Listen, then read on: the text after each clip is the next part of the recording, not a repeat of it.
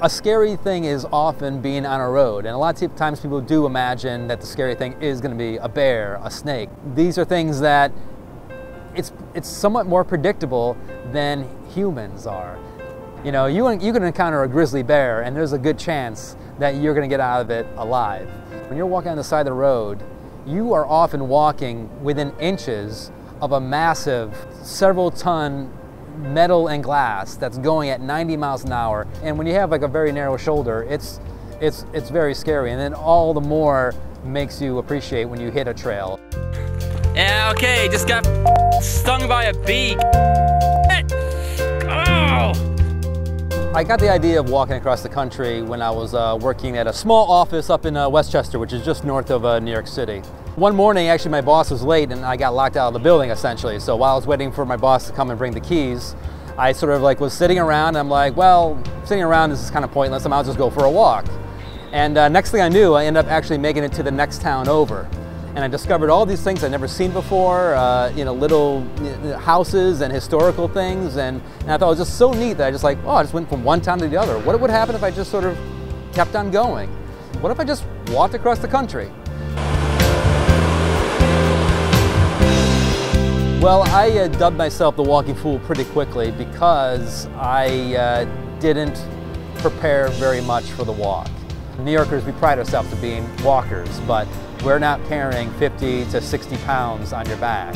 And as you get to the more desolate areas, you start adding more and more water. The one advantage is that I did it twice. I attempted to walk across the country 2 times. I made it as far as South Dakota on the first walk, where I stopped. If you open up an atlas of the United States, I stopped pretty much at the crease, almost exactly at the crease. On my first walk, I discovered a rail trail by accident. I had never really even heard of a rail trail before.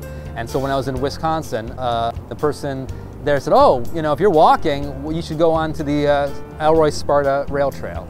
And I'm like, oh, what the heck is that? I discovered this, and it was like night and day. The quietness and the, you know, the wonderful nature around you, the lack of cars, but also the wonderful minimal grade. Then you had tunnels that you're going through, and it's like, wow, it was like, it all of a sudden felt like a real adventure.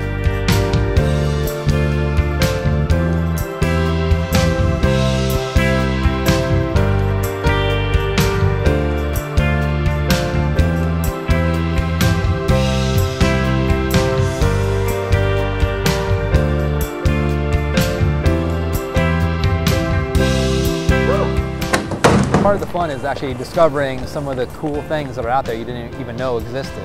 And one of the great things is an antiquated kind of service, general delivery, which means basically any town that has a post office, anybody can send a package to that post office, just mark it general delivery and your name, and it will sit there until you come and pick it up. Sometimes I would, when I knew I had a long stretch without any rain or any cold weather, and I wanted to lighten my load, I actually, a couple times, I actually put my stuff in a box and mailed it ahead of myself. It's like having a little mini store in a little tiny brown box waiting for you. Actually, after my first walk, I started going on the internet, and I started discovering that there were more and more rail trails than I ever imagined. And then I remember it was probably a couple years afterwards that I found out about TrailLink. And then I immediately signed up to that, and I was like discovering all of these amazing maps. And I love maps. I love maps.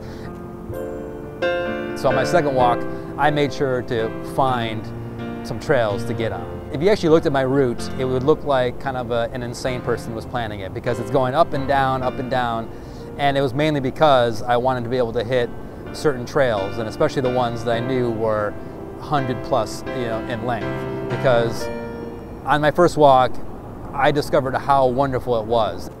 Probably, I would say, approximately 400 miles of my walk on the second walk was on trails. It's better than 10%, which made it much more conducive to sanity. Literally, when I hit the Katy Trail, which is outside of St. Louis, I started clapping when I got on it, because at that point I hadn't been on a trail probably for a good month or so.